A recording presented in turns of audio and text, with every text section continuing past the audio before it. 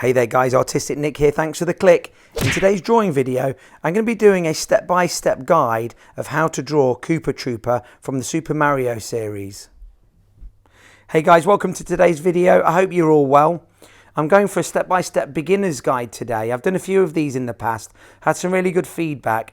It's something that I hope you would have a go at drawing along with me. So grab your pencils and paper, make sure your pencils are nice and sharp, get yourself a rubber and just have a go at drawing this along with me, because no matter how advanced you become at drawing, whether you're really into your portraits, your realistic drawings, your sort of photorealism, or whether you are concentrating on anime, that type style drawing, coming back to drawing some very basic cartoon work is always a really good way to practice, and it's something that I do very regularly. So I'm sort of just going to talk you through the process. Now, when we're looking at any type of drawing, the first thing that we need to do is start looking for some rudimentary shapes, some very simple shapes, something that you can get down on the paper quickly.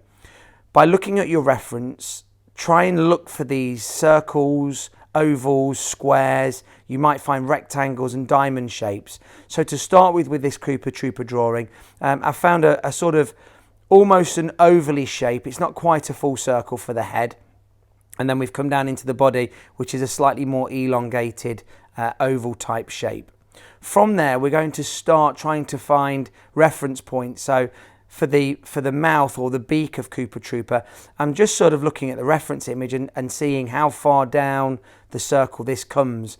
I'm making some very, very light strokes with the pencil. Now, for the video itself, I'm actually using an HB pencil here, but if I was actually going to be doing this for a client, if I was going to be drawing this, for something that I wasn't recording, I'd probably start with a 2H pencil. Now, the reason for this is the 2H pencil is very, very light, and it does allow corrections to be made without marking the tooth of the paper. But for the example of this video, I am using the HB pencil just so that it shows up a little bit better on the actual camera itself. Now, when you are looking at a reference, it's so important that you keep looking at that reference image every couple of seconds. It's very, very easy to just get bogged down into your drawing and just focusing on the drawing. And then what you find is you've sort of lost your way. So I like to think of my reference as a sort of a roadmap. So I'm looking at that constantly every couple of seconds, making sure that I am lining up things, I'm placing things in what I do think to be the right area. Once you start laying more things down onto the picture, you will start to find that actually you need to move the placement of an eye over to the left slightly more, or the nose needs to be slightly more in the middle. And like I've said in many of the videos before, if you've watched any of my videos, get something down on the paper initially. Don't worry if it's not perfect. What you start with is definitely not what you're going to finish with. But you have to get something down on the paper. The more you get down, the more reference points you've got, and therefore the more accurate a drawing you can make.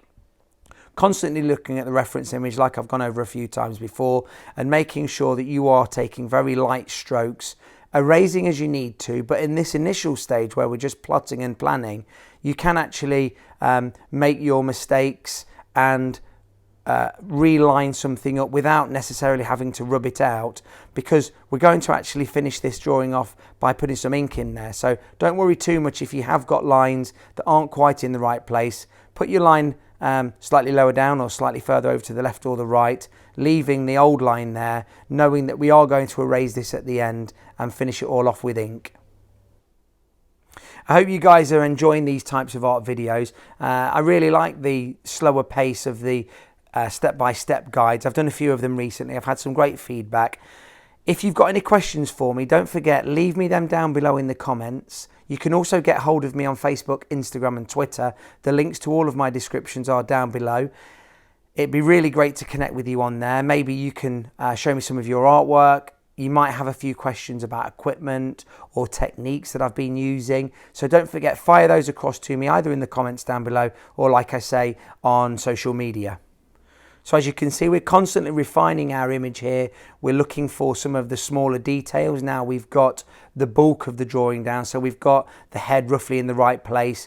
We've started to put the eyes on at the top, and you can see the beak there now. So what we're starting with now is we're starting with the arms and just making sure that they're going in the right direction. I'm looking for angles, making sure that the fingers are pointing in the right direction and things like that. constantly checking the reference. Like I say, every 4 or 5 seconds, I'm looking over at the reference image, whether that's a printed piece of paper that we printed out, or sometimes I draw from the iPad, so I'll have an image on the iPad, but just constantly flicking your eye from one to the other, and you will start to see where you've got to make an adjustment, where things need altering, and it's a really, really good tip, one that I use, like I say, whether it's cartoon, anime work that I'm doing, or even if I'm trying to do a realistic portrait for somebody, constantly flicking the eye from reference image to what you've got down on the paper, and it really does give you an overall sense of where you're going with it, and like I say, what needs to be made bigger, smaller, or moved.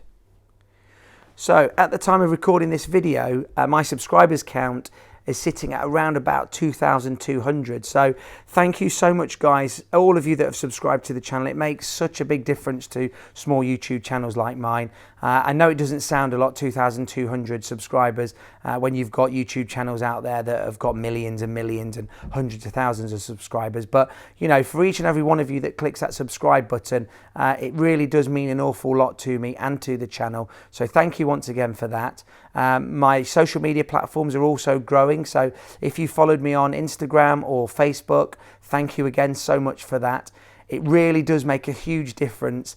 It really motivates me to keep going. Sometimes it feels like I'm making these videos just for myself, but then I see the views going up and the likes coming in the comments. So that really does sort of motivate me and inspire me to keep going.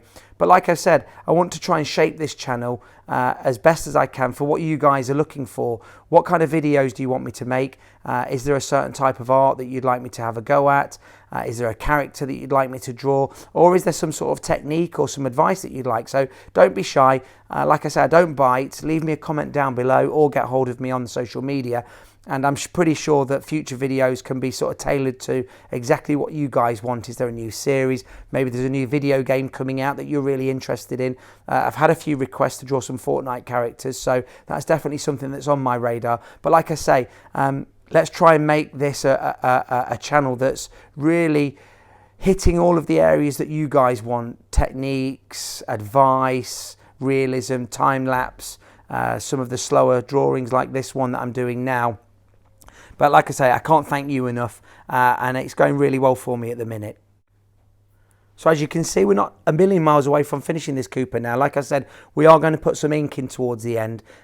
One thing that I would say to you, one bit of advice, when you've laid the ink down, make sure you let it dry before you start rubbing out the pencil. I've ruined so many drawings before by going in too early with the eraser. I've not waited for the ink to dry, and I've just smudged permanent ink or Copic mark or whatever it might be all over the drawing. I've absolutely ruined it, and I've had to start again. So my advice to you is make sure you leave it for a good 4 or 5 minutes before you start trying to take any of the pencil lines out, and that way you're going to be finished with some really crisp, clean lines. We're almost going to go into the inking, and I did actually time-lapse the inking, just because I think that this video was there to just give you a general idea of how we find shapes, how we plot drawings out freehand. So here you can see I'm going in with the ink work. I'm trying to keep the line work as smooth as possible so that we've not got jagged lines and we've not got gaps in the lines and breaks. And overall, I'm really quite happy with this. It took me about 10 minutes to draw from start to finish. And we're just going to leave you now with a finished picture of this Koopa Trooper. Thank you once again for supporting the channel, guys. I'll see you in the next video. Hit subscribe, smack the notifications button, follow me on Facebook, Instagram and Twitter.